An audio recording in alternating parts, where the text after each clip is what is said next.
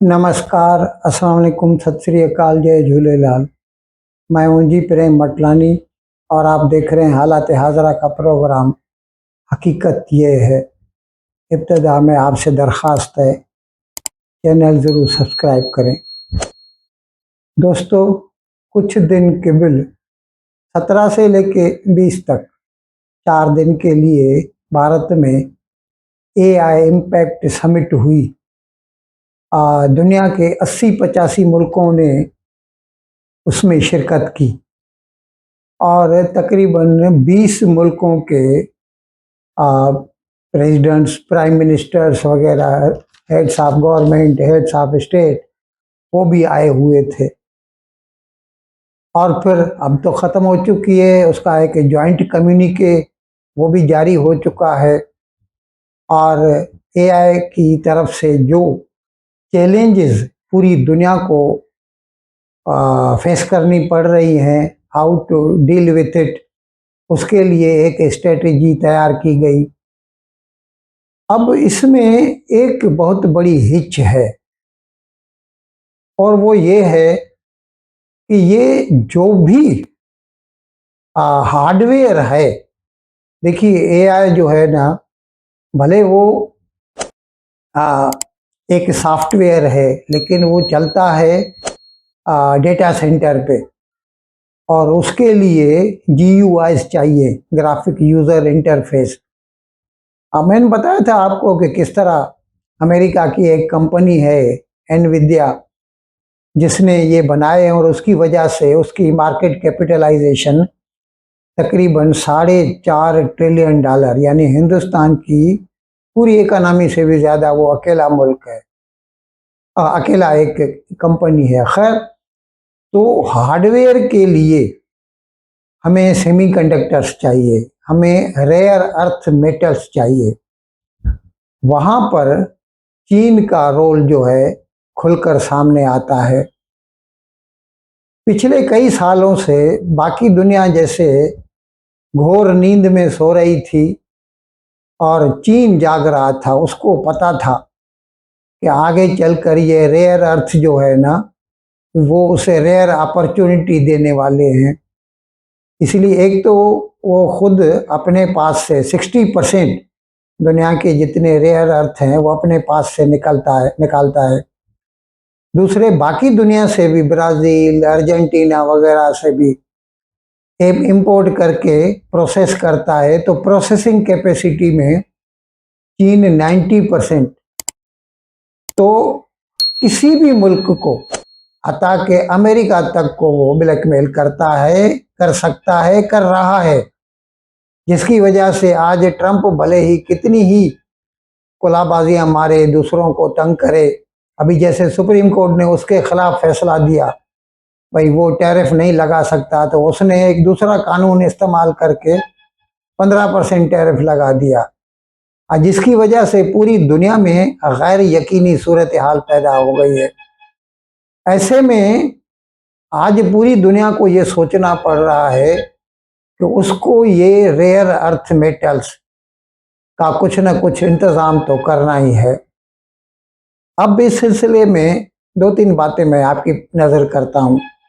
एक तो ब्राज़ील का सदर लुला डी सिल्वा यहाँ आया हुआ था और उसके साथ मोदी ने मुज़ाकरात किए, बातचीत की, और जिसके बाद ये तय पाया कि हम 5 सालों के अंदर अंदर, यानी 2030 तक अपना बिजनेस बढ़ाकर $30 बिलियन तक ले जाएंगे। अभी हमारे पास $15 बिलियन का हमारा business, we want to double it within 5 years. और उसके अलावा ब्राज़ील के पास रेयर अर्थ मेटल्स हैं, उसका उसने भारत को ऑफर किया है और भारत ने कबूल किया है। भारत वहाँ से वो रेयर अर्थ मेटल निकालेगा, अपने यहाँ प्रोसेस करेगा और फिर बाकी दुनिया को सप्लाई करेगा। अब यहाँ पर एक और बात भी खुलकर सामने आई है। आपको ये तो इल्म है कि ट्रंप किसी को नहीं बख्शता, सबको धमकियां देता रहता है। हता कि कनाडा को यहाँ तक कहा कि तुमको मैं अपना इक्यानवेवा 51st स्टेट बनाने जा रहा हूँ। यानी जैसे वो कोई राह चलता कोई एक आदमी हो जिसको उठा के अपने पास रख ले। खैर, तो अभी जो नया प्राइम मिनिस्टर है कनाडा का, मार्क कार्नी, उसने इसका हल ढूंढ निकाला है और उसने इस बात में पेशरफ्ती की है। और क्या किया है कि उसने ऑस्ट्रेलिया से कांटेक्ट किया, भारत से कांटेक्ट किया, यूरोपियन यूनियन से कांटेक्ट किया और कहा कि क्यों न हम हमारे पास जो रेयर अर्थ मेटल्स के खजाने हैं, अभी देखिए कनाडा के पास बहुत कुछ है, निकल है, कैडमियम है, कॉपर है और लिथियम है। ऑस्ट्रेलिया के पास लिथियम है। तो ये दोनों मुल्क ऑस्ट्रेलिया और कनाडा अपने जो रेयर अर्थ हैं वो भारत को देंगे। भारत के पास ह्यूमन रिसोर्सेज हैं, इंजीनियर्स हैं, मैन्युफैक्चरिंग कैपेसिटी है, प्रोसेसिंग कैपेसिटी है। भारत वो रेयर अर्थ मेटल्स को प्रोसेस करेगा। इस मुआहदे में, एग्रीमेंट में यूरोपियन यूनियन भी शामिल है। फिर भारत ये जो रेयर अर्थ मेटल बनाएगा वो सबको सप्लाई करेगा। यहाँ पर चीन और अमेरिका दोनों को रास्ते से हटा दिया गया है। ये चारों ताकतें यानी Canada, Australia, India and European union बिना किसी डिपेंडेंस के, यूएसए के या चीन के, अपनी ज़रूरियात खुद पूरी करेंगी। और उसके लिए उन्होंने एग्रीमेंट किया है $200 बिलियन का। इसमें मैंने कहा कि लीडरशिप जो है वो तो मार्क कार्नी ले रहा है, कनाडा का जो वजीर आजम है। ये पॉपुलिस्ट मेजर्स नहीं अडॉप्ट करता, जैसे ट्रूडो था, जस्टिन ट्रूडो इससे पहले वाला, वो हिंदुस्तान के साथ दुश्मनी करता था कि उसको कुछ वोट मिल जाएं सिखों के, इसीलिए। ये ऐसा नहीं है। ये चाहता है कि कनाडा को, जैसे वो ट्रंप कहता है ना मेक अमेरिका ग्रेट अगेन, तो ये चाहता है कि मेक कनाडा ग्रेट अगेन।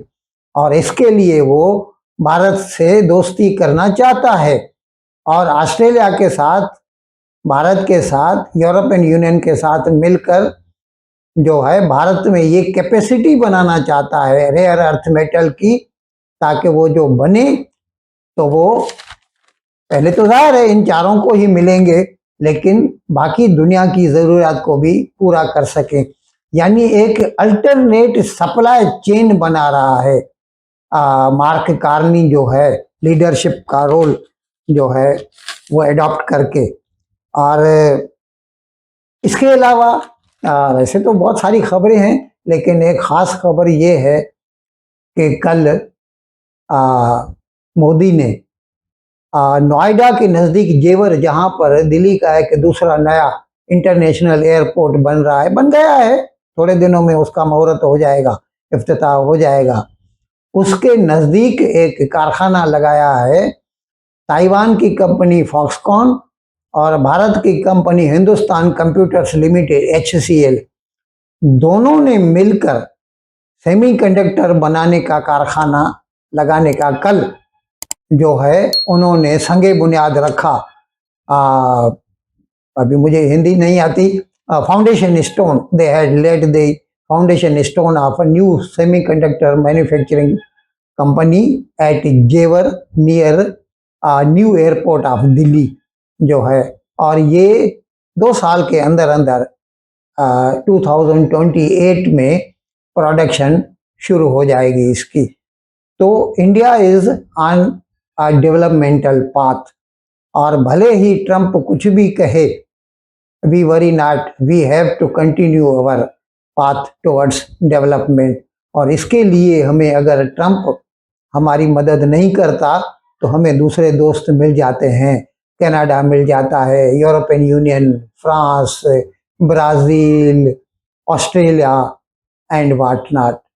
और इंशाल्लाह भारत जो है ये सदी 21st century will be the century of India. इन अल्फाज के साथ आज का प्रोग्राम ख़त्म करने की आपसे इजाज़त चाहता हूँ, लेकिन विदाई लेने से पहले एक मरतबा फिर आपसे मेरी दरख्वास्त है कि जिस किसी साहब या साहिबा ने अब तक हमारे इस चैनल को सब्सक्राइब नहीं किया, हज़रा करम इसको जल्द से जल्द सब्सक्राइब करें, प्रोग्राम को लाइक करें, शेयर करें और घंटी का बटन दबाना न भूलें। बहुत बहुत शुक्रिया। खुदा हाफिज़।